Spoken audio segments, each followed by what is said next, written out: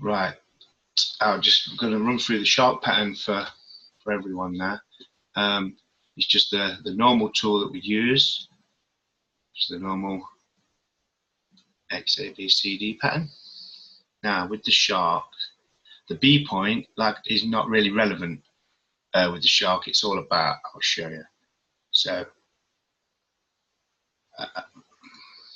from the X to the A leg, we'll just do the B point at around 50. It's not really relevant or important. What is important is this next bit, the C leg. Look, now the C leg is, well, it's these figures down the bottom here. Look, between 113 and 161.8. So we'll take it to its extremes, thereabouts anyway. That there, look, and then right, this is where it is different to all the other patterns. Wish I'd have drawn this a little bit bigger. I'll probably extend it. I'll just put this here a sec. Make this a little bit bigger.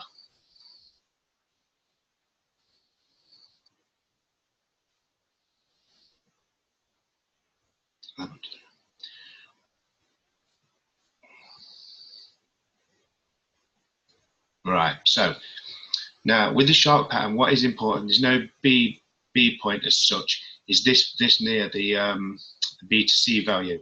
It needs to be between 1.618 and 2.24.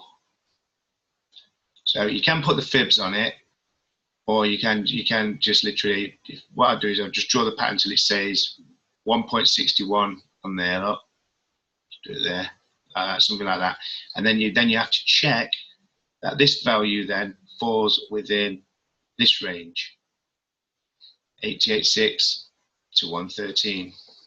Now, at that point, I will always then look left of entry, see where the entry is in relation to support and resistance. I will actually start doing some of these on a chart, but I just wanted to show you like this, just because I thought it would be easier or whatever. So what makes it different to all the others is the C leg is allowed to break past the A leg. There's the values for that between those ranges there. And then the D leg, like I said, these two figures have to marry up there.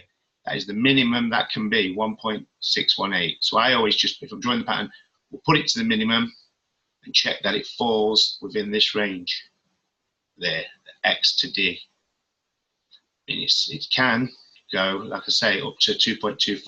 But obviously you can see now, look, if I start to, although we're in the range there, we're out of the range there, look. So that would be invalid. So although that can be the range for that, the two have to marry up. So we'll bring that back till that says 113 there, look. And that is the maximum for this pattern. Would be like that. So,